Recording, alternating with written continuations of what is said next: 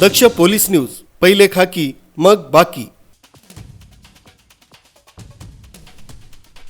जालना जिल्ह्यातील चोरीचे गुन्हे उघडकीस आणण्याबाबत पोलीस अधीक्षक अजय कुमार बन्सल यांनी स्थानिक गुन्हे शाखेचे पोलीस निरीक्षक पंकज जाधव यांना सूचना दिल्या होत्या। त्या अनुषंगाने पोलीस निरीक्षक स्थानिक गुन्हे शाखा जालना यांनी पथकातील अधिकारी तसंच अंमलदार यांना चोरीचे गुन्हे उघडकीस आणण्याबाबत सूचना देऊन मार्गदर्शन केलं।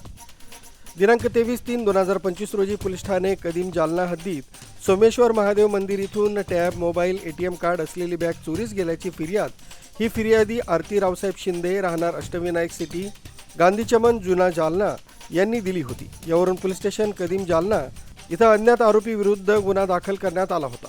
त्या अनुषंगाने पोलीस निरीक्षक स्थानिक गुन्हे शाखा जालना यांनी पथकातील अधिकारी तसंच अंमलदार यांना चोरीचा गुन्हा उघडकीस आणण्याबाबत सूचना देऊन मार्गदर्शन केलं होतं।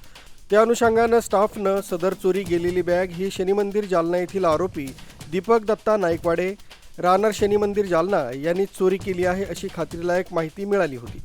त्यावरून पोलीस कर्मचाऱ्यांनी सदर इसमाचा शोध घेऊन त्यांना ताब्यात घेऊन त्याला गुन्ह्यासंबंधी विचारपूस करता त्यानं वरील गुन्ह्याची कबुली दिली। त्याच्याकडून 25,000 रुपये किमतीचा टॅब तसंच मोबाईल व इतर साहित्य असा मुद्देमाल जप्त करण्यात आला।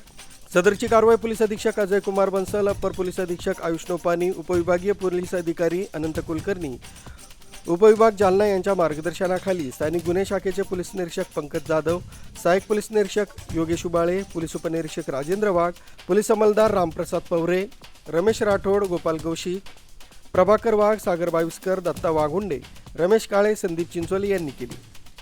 विलास हिवाळे, दक्ष पोलीस न्यूज, जालना।